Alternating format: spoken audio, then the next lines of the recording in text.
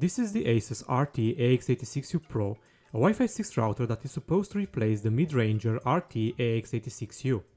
But it became apparent that ASUS may have hit a ceiling for its home-grade wireless routers. I say that because the device has the exact same processor, the same amount of RAM and storage as the AX88U Pro. But it does have a single 2.5 gigabit port, while the aforementioned router comes with two 2.5 gigabit ports. So, if you don't actually use the extra multi-gigabit port, then the ASUS RT-AX86U Pro is the better deal, right? Well, it does seem so, but I do have to mention that the AX88U Pro uses 4x4 spatial streams for its 2.4 GHz radio, while the RT-AX86U Pro went with 3x3 spatial streams. Some new features were introduced with the Pro series, which includes the VLAN and the Guest Network Pro, but the RT-AX86U Pro hasn't yet received them. As for the gaming features, it seems that ASUS no longer keeps them locked behind the ROG series, so you will be able to use the game boost and acceleration, the mobile game mode and the fancy QoS gear accelerator. That about covers the basics, so let's have a closer look at the wireless router. The ASUS RT-AX86U kept the upright case of the RT-AC86U and the RT-AC68U, but changed a few elements to feel like a fresh new device. But the ASUS RT-AX86U Pro has the exact same case as the RT-AX86U. There are three removable antennas, two large buttons on the side, one for WPS and the other for turning on or off the LEDs. And there's still that strange base which may look fancy, but it's a real pain if you intend to open up the case. If you watch the teardown video, you know that it can make your life miserable. On the front, we still get the ventilation holes towards the top, while near the bottom there's the status LEDs and the red plastic piece underneath them. Turning the router around, we can see that the entire rear panel is covered by various differently shaped ventilation holes, which should help a lot with the heat management. And towards the bottom we can see the ports and the connectors. But what's missing is some mounting holes. So no, you can't mount this router on the wall. In the ports area you can find the power connector, the power switch and the reset button. Next, there are two USB ports, one is 3.0, the other is 2.0, which is a very weird downgrade from the dual USB 3.0 ports of the RT-AX86U. Further to the right, there's the Gigabit 1 port, the 2.5 Gigabit LAN port, which can work as one as well, and the 4 Gigabit LAN ports. The first of the four LAN ports is marked as a gaming port, so you can connect to it a console or any gaming device for better QoS. Pretty much all ASUS wireless routers got better in terms of heat management ever since the days of the RT-AC68U, and I suspect that the RT-AX86U Pro will do fine as well. So I took a smartphone that had a built-in thermal camera and I captured some videos. As you can see, there are some warm spots where the heat sinks push the heat out, but overall it's a decent performance. If you intend to open up the case of the ASUS RT-AX86U Pro, know that it's not a fun process. I had to find out the hard way that besides the 6 screws on the bottom, there are two more underneath the huge info label. And yes, one of them is covered by a warranty seal, because why not? They shouldn't mean anything in the US, but can't vouch that ASUS won't try to avoid the warranty in other countries. Besides the weird screw placement, the case itself feels designed in a twisted manner, making it very easy to damage the plastic while trying to detach all parts.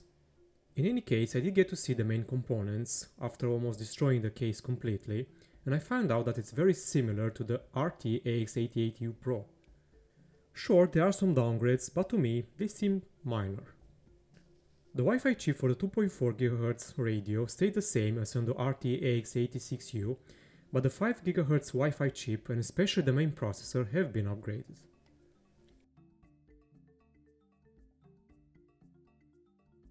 In terms of Wi-Fi enhancing features, almost all Wi-Fi 6 ASUS routers offer the same set, and it's a fairly robust one. There's OFDMA, now a mandatory feature for enhancing the performance of the network and reducing the latency, but understand that it will be useful only in congested networks and only if the client devices are compatible.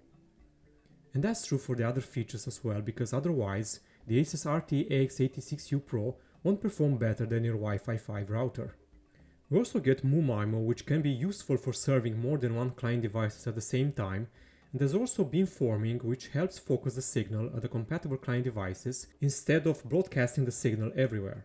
Another very important feature is the support for AI mesh, which helps create a proper mesh network using a variety of ASUS routers. And it's interesting to see that ASUS has kept the support down to the old RT-AX88U. We also get the support for the 160 MHz channel bandwidth, but just like with the RT-AX88U Pro and the GT-AX6000, I still could use some DFS channels. The single client tests are useful to show what can be achieved in close to ideal conditions, as long as the reviewer manages to keep the interference to the minimum. But multi-client tests will always be far more valuable. I mean, how many people do you know that connect just a single device to their router? Yes, most connect a large amount of devices nowadays, especially due to the rise of the smart devices. So the purpose of these specialized tests are to show if the ASUS RT-AX86U Pro is able to perform certain tasks while keeping the latency within reasonable limits. The tools that I use are the same NetHydra and NetBurn developed by Mr. Jim Salter, and you can get them yourself from GitHub since they're open source. These are the specifications of the server PC, and these are the 5 client devices. Perhaps it may have been better to have identical clients, but this is what I can use within the budget limits. Don't worry though, because I have added a signal attenuation for each, so you can accurately reproduce these results in your own home. The first test involves running 5 simultaneous simulated 1080p streaming traffic instances, each client being limited to 1 megabits per second, so not much was taken from the total amount of bandwidth. The point for now is not to max the bandwidth, but to see if the user will have a good experience. And with the exception of the MacBook Pro, all client devices stay below 100 milliseconds for 75% of the time, with the Wi-Fi 6E PC performing the best overall. With the other devices, you're going to see some buffering from time to time, so perhaps it may be wise to limit the concurrent 1080p streaming devices to something lower than 5. Next, I simulated simultaneous 4K video streaming instances, raising the previous 25 megabits per second limit to 35 megabits per second, since apparently this is what Netflix does nowadays. And the Zima board, which is the furthest device, and the MacBook Pro were the losers, quickly raising above 100 milliseconds and going up. And it's not really a coincidence that the last 3 are Wi-Fi 6 and Wi-Fi 6E devices, even though the performance is nothing to brag about, but I suppose it's passable if you're patient. Ideally, we should remain underneath 50 or even 30 milliseconds, but that's not really doable with 5 client devices doing the same task. Moving forward, I added intense browsing to run alongside both 1080p and 4K traffic. And the way the intense browsing is simulated is by loading 12 by 128 kilobytes of data, which should behave as what an average web page would. To make the browsing aspect a bit more realistic, I also added 500 milliseconds of jitter. It will still look like a person that furiously navigates the pages and moves from site to site, kind of like the current state of the Google search, but it will do just fine for our tests. The first thing that I checked is how well the RT-AX86U Pro handles 5 client devices running 1080p video streaming and the intense browsing at the same time. As we can see from the graphs, the Wi-Fi 5 clients struggle a bit more than the rest, while the Wi-Fi 6 and 6E devices managed to remain underneath 100 milliseconds for longer. They all went above 100 milliseconds for at least 5% of the time, so not really a stellar performance. But it's still better than the 4K streaming and intense browsing, as we will see in a minute. Before that, let's see the intense browsing performance when ran alongside 1080p streaming. The Wi-Fi 6E client latency shot straight up almost immediately, but it remained underneath 1.5 seconds. If you're patient enough, it's still an acceptable performance. As for the rest of the clients, they did decently well.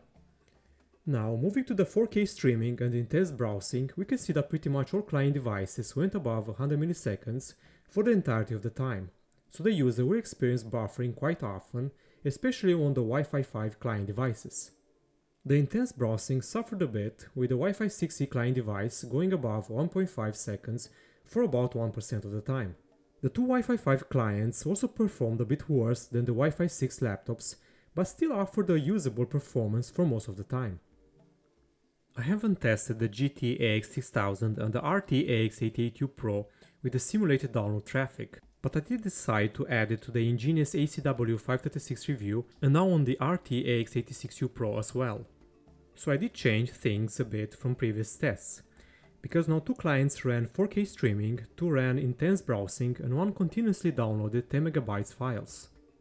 Looking at the graphic, we can see that the intense browsing was handled fairly well, and 1 4K streaming client remained underneath 200 milliseconds for 90% of the time.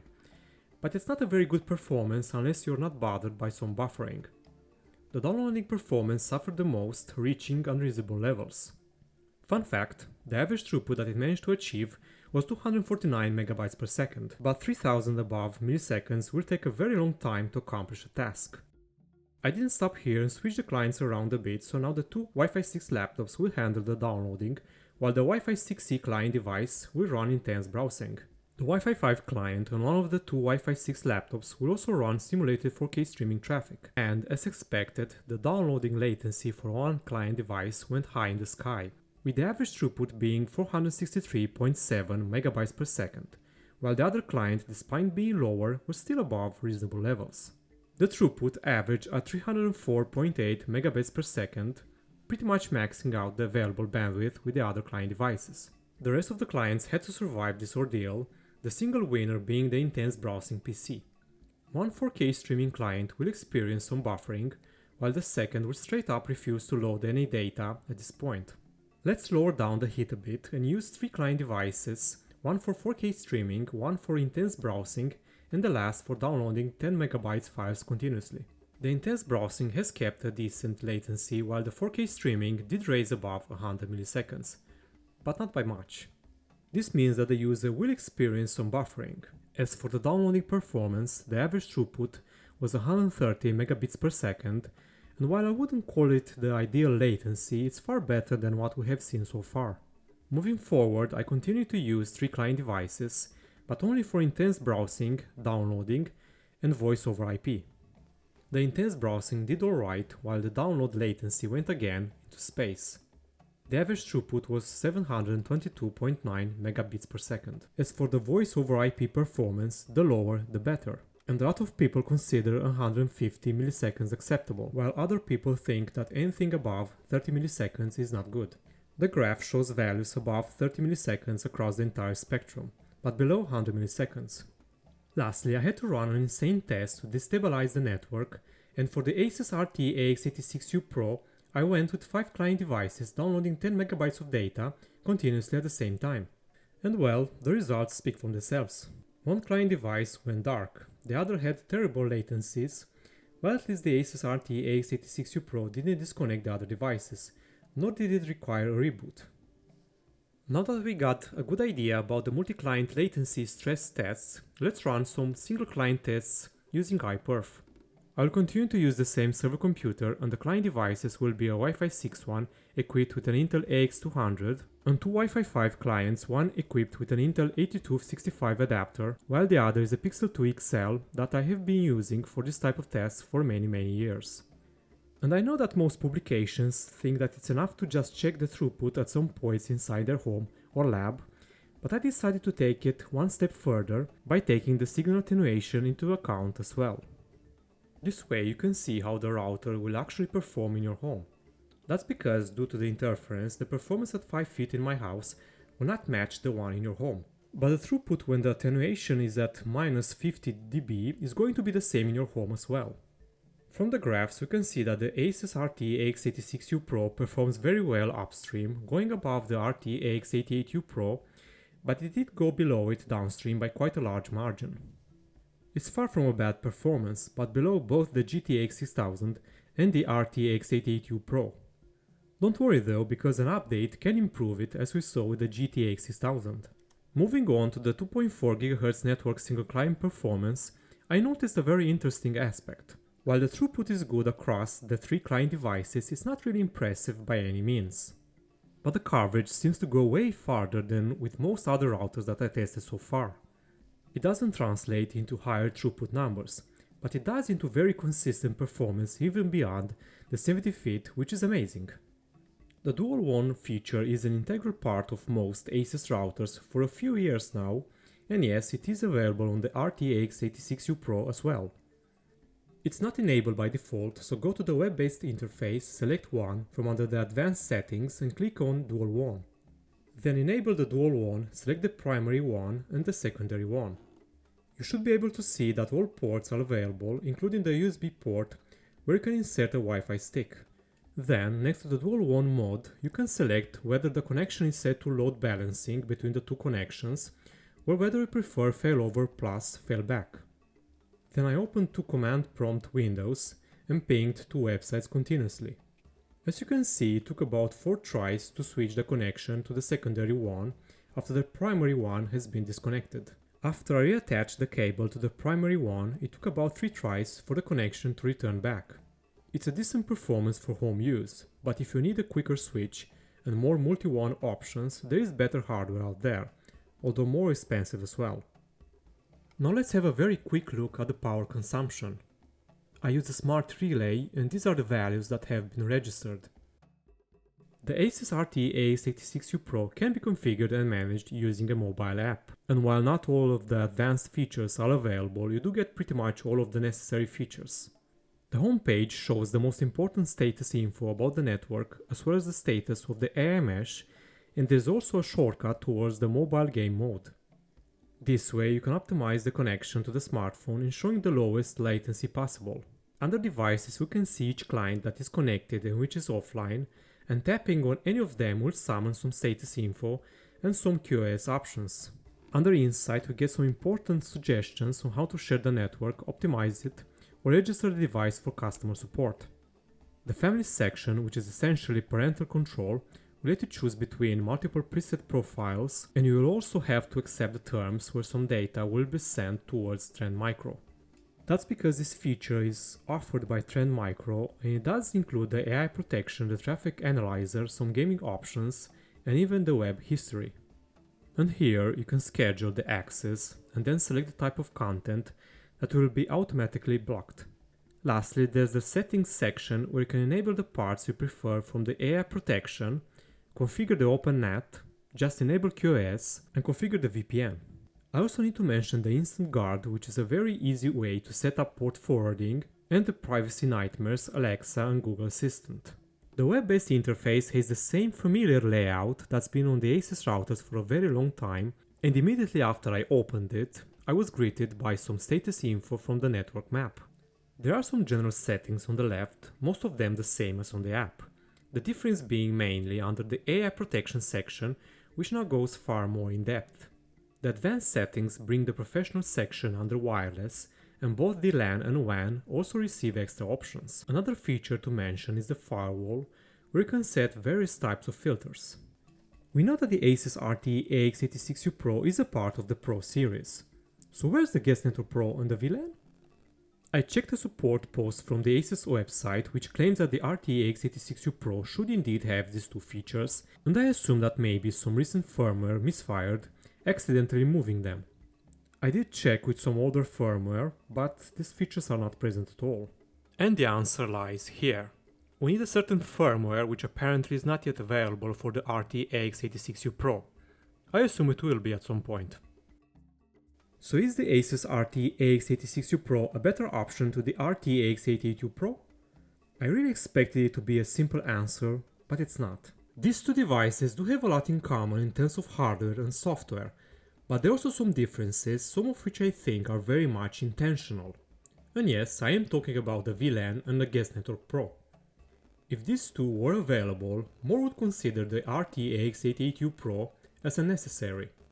Still, at the moment, the RT-AX88U Pro did perform a bit better across the board, although not by a huge margin, so if you don't care about the secondary 2.5 gigabit port and don't mind waiting until ASUS brings all of the software features on the RT-AX86U Pro as well, then there's very little reason to pay more for the RT-AX88U Pro. That's about it for now. Don't forget to let me know if you want me to test any specific device, and of course, if you wish to support this small but growing channel, there are some links in the description to do so. See you next time!